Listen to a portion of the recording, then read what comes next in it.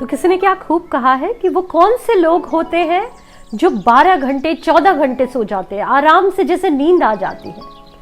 सही मायने में ये वो लोग होते हैं जिन्होंने आज तक कभी कोई सपना नहीं देखा। क्योंकि अगर आपने सही मायने में कोई सपना देखा है ना, तो आपके सपने आपको हर 4-5 घंटे में उठा के बिठा देंगे। आप बेचैन हो जाओगे और आपको लगेगा कि आपको कुछ करना है। Hello everyone, welcome back. I hope all of you are doing great. आज के इस वीडियो में मैं बात करूंगी कि किस तरह से आप अपनी लाइफ को ऑर्गेनाइज कर सकते हो। बहुत बार होता है ना, हमारी लाइफ अस्त व्यस्त हो जाती है, वर्क लाइफ बैलेंस हम नहीं बना पाते या चीजों को मैनेज नहीं कर पाते और इस वजह से हम लाइफ में आगे बढ़ भी नहीं पाते। तो इस वीडियो में मैं ऐसे 10 पॉइंट्स शेयर करूंगी जिसे ध्यान में रखकर आप बहुत हद तक अपने माइंड को, अपनी बॉडी को और अपनी लाइफ को ऑर्गेनाइज कर लोगे और उसे ऑर्गेनाइज करके लाइफ में आगे बढ़ोगे। तो वीडियो स्टार्ट करती हूँ। छोटी सी रिक्वेस्ट करूंगी कि चैनल पे अगर नए हो तो जल्द से जल्द सब्सक्राइब कर लो, क्योंकि ये चैनल आपको लाइफ में बहुत आगे ले जाएगा। तो सबसे पहला पॉइंट है कि जब आपको अपनी लाइफ को ऑर्गेनाइज करना है तो आपको एक टर्म है ब्रेन डंप, ये करना है। तो ब्रेन डंप क्या होता है? जो भी थॉट्स एंड बिलीव्स, नेगेटिविटी या जो भी प्रॉब्लम आपके माइंड में चलती रहती है उसे एक पेपर पे लिख देना है ना, उसे लिख देना है। अपने सारे माइंड के थॉट्स को उस पेपर पे उतार देना है, डंप कर देना है। अब ये प्रॉब्लम हर इंसान के लिए अलग हो सकते हैं, ये डिपेंड करता है आपके एज पे, आपकी लाइफ कैसी है उस पे। तो स्क्रीन पे मैंने कुछ ऐसे एरियाज लिख दिए हैं जिसमें मोर और लेस इसी एरिया के आसपास आप स्ट्रगल कर रहे होगे, है ना, जिसमें बहुत सारी चीजें हैं, फाइनेंसेस है, आपका करियर है, रिलेशनशिप है, बहुत सारी चीजें हैं। आप इसके एक स्क्रीनशॉट ले लो और अगर आपको समझ में ना आए कि किस एरिया में आप स्ट्रगल कर रहे हैं तो ये सारे पॉइंट्स को 1 बाय 1 देखो। इसी के अराउंड कहीं किसी एरिया में आप स्ट्रगल कर रहे होगे, तो ये आपको करना है। सबसे पहले वो एरिया ढूंढ के निकालना है जिसमें आप स्ट्रगल कर रहे हो। और हो सकता है कि 2-3 एरियाज होंगे जिसमें आप स्ट्रगल कर रहे होगे, लेकिन मोस्ट अर्जेंट और मोस्ट इंपॉर्टेंट चीजों पे आप पहले फोकस करो, पहले उसे ठीक करो, उसके बाद आप नेक्स्ट चीजों पे काम करना। नेक्स्ट पॉइंट है कंसिस्टेंसी ओवर परफेक्शन। तो आपको ये ध्यान रखना है कि परफेक्शन की तरफ आपको बहुत ज्यादा नहीं जाना, क्योंकि अगर सही मायने में पूछो ना तो परफेक्शन एक बहुत बड़ी मिथ है। लाइफ में आपको आगे कंसिस्टेंसी ले जाती है और ये कंसिस्टेंसी तब आती है जब आप रियलिस्टिक गोल बनाते हो और तभी आप कंटिन्यूअस इंप्रूवमेंट कर पाते हो। जैसे फॉर एग्जाम्पल, आप हेल्थ के एरिया में स्ट्रगल कर रहे हो, आपकी हेल्थ की बुरी हालत हो गई है और आपने सोचा कि आज से आप उस पर काम करोगे। तो आप गोल बनाते हो कि आप हर दिन 1 घंटे एक्सरसाइज करोगे। तो मुझे ये लगता है कि अगर आपकी हैबिट नहीं है ना और आप ऐसे गोल बनाओगे तो ये थोड़ा अनरियलिस्टिक है। आप ये गोल बनाओ कि वीक में आप 2 से 3 दिन से स्टार्ट करोगे। जब उसकी हैबिट हो जाएगी तब आप एवरीडे की हैबिट लगाओगे, या फिर हर दिन आप 10 मिनट 15 मिनट से स्टार्ट करोगे और उसके बाद जब आप वो कर लोगे तो एक टाइम के बाद आप टाइम बढ़ा सकते हो। तो ये एक रियलिस्टिक गोल है। नेक्स्ट पॉइंट है यूज अ प्लानर। तो कोई भी फिजिकल या डिजिटल जो भी प्लानर हो, आप उस पे अपने दिन को प्लान करो, अपनी लाइफ को प्लान करो कि जो भी एरिया में आप स्ट्रगल कर रहे हो उसे कैसे ठीक करोगे। तो वो तब करोगे जब आप पूरे दिन का एक प्लान बनाओगे, अपने दिन को प्लान करोगे, एक मॉर्निंग रूटीन बनाओगे, इवनिंग रूटीन बनाओगे और थ्रू आउट डे आपको वो काम करना है जो टास्क आपने लिखा है उस टू डू लिस्ट पे। तो इस तरह से जब आप दिन को ऑर्गेनाइज करते हो ना तो आप अपने काम में फोकस ला पाते हो। अगर आप कुछ भी प्लान नहीं करोगे तो बहुत ज्यादा चांसेस है कि आप अपने दिन को वेस्ट कर दोगे।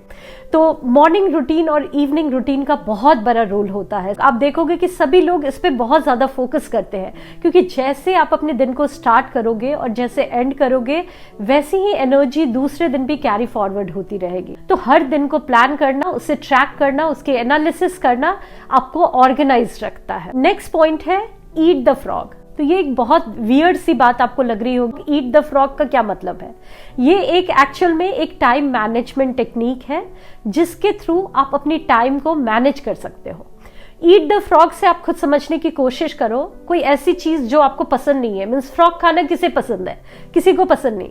तो उसी तरह कोई टास्क होंगे जो शायद आपको पसंद ना हो लेकिन वो इंपॉर्टेंट है, वो आपको एनी हाउ करना है। तो बेस्ट वे है कि जब भी आपने प्लान किया है, अपने दिन के जो भी प्रोडक्टिव आवर्स है उसमें आपने प्लान किया है कि ये 4 काम करना है आपको, और उसमें जो सबसे इंपॉर्टेंट है, जहां जिसे हमने यहाँ फ्रॉग करके एड्रेस किया है, उसे सबसे पहले कर लो। कि आपका मोस्ट इंपॉर्टेंट काम सबसे पहले हो जाए और आप स्ट्रेस फ्री हो जाओ, क्योंकि एनी हाउ आपको वो काम करना ही है। तो क्यों ना आप उसे सबसे पहले करके उस काम को हटाओ, ताकि आपको लगे कि आपने अपना सबसे मेजर काम, सबसे टफ काम कर लिया है, और बाकी चीजें तो आसान है तो उसे भी आप कर ही लोगे।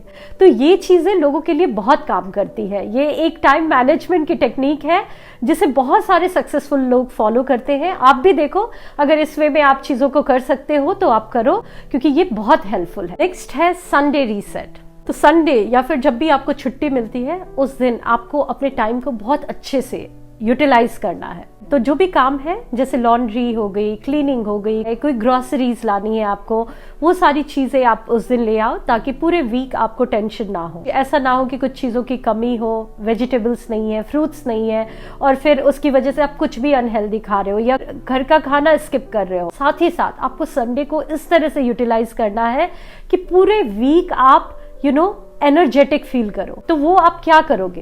देखो, ये भी हर इंसान के लिए अलग हो सकता है। जैसे कुछ लोगों को होता है कि पूरे वीक मैंने बहुत काम किया, अब मुझे लोगों के साथ समय स्पेंड करना है, अपने लव्ड वंस के साथ, फैमिली के साथ, फ्रेंड के साथ अपना समय बिताना है, और उस वे में वो एंजॉय करके बहुत ही रिलैक्स फील करते हैं।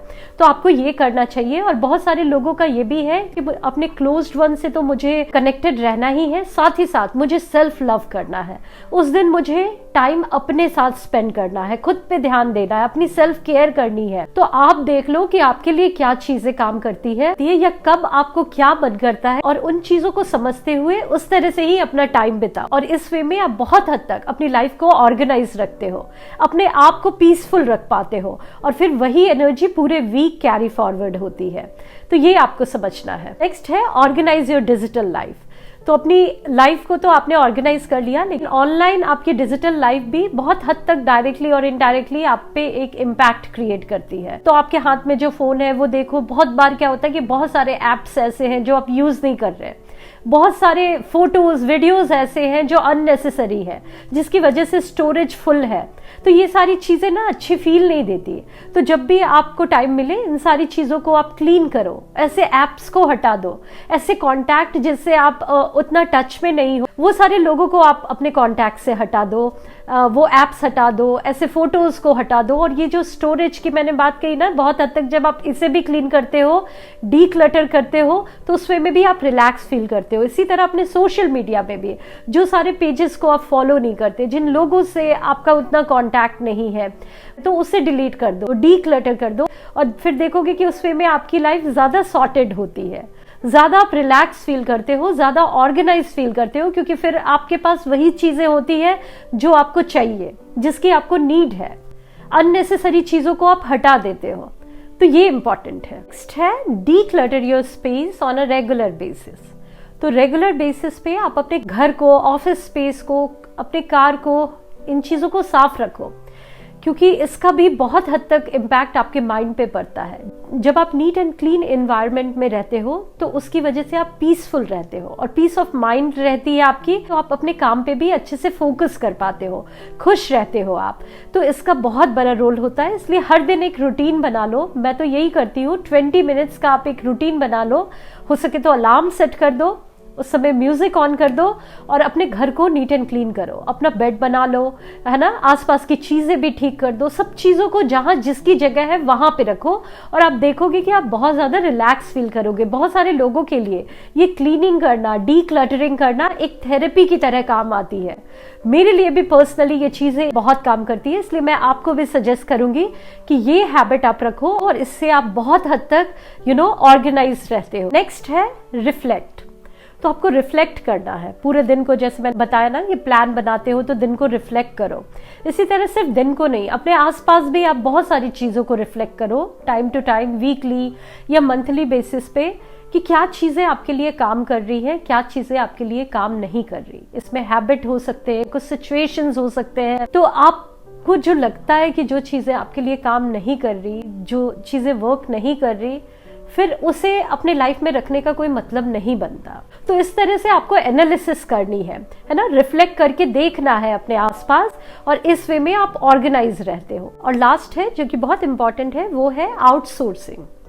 तो बहुत बार क्या होता है कि सब कुछ आप अपने एंड से ही करने की कोशिश करते हो कि सारा काम आप ही कर लो, और ये बहुत हद तक अच्छा भी है, लेकिन मल्टीटास्किंग की वजह से आपकी काम की एफिशिएंसी घट जाती है। तो जो इम्पॉर्टेंट काम है, जो स्किल सेट आपके अंदर है, आपको वो करना चाहिए, और वो सिर्फ आपको करना चाहिए क्योंकि आप उसमें अच्छे हो। लेकिन जो आसपास की चीज़ों के लिए आप किसी को हायर कर सकते हो, उनसे किसी वे में हेल्प ले सकते हो आउटसोर्स करके, वो हेल्प आपको लेना चाहिए। जैसे फॉर एग्जांपल आप एक होम मेकर हो, आपके अंदर कोई एक ऐसी स्किल सेट है जो आपको लगता है कि वो बहुत अच्छी है और आपको उस पर काम करना चाहिए, लेकिन आपके घर की भी बहुत सारी रिस्पॉन्सिबिलिटी है जिसकी वजह से आप समय नहीं निकाल पाते। तो आपको ये करना चाहिए कि जिस चीज़ों में आप अच्छे हो उसे करो, क्योंकि उससे करोगे तो आप ग्रोथ और सक्सेस ला पाओगे अपने लाइफ में हर वे में।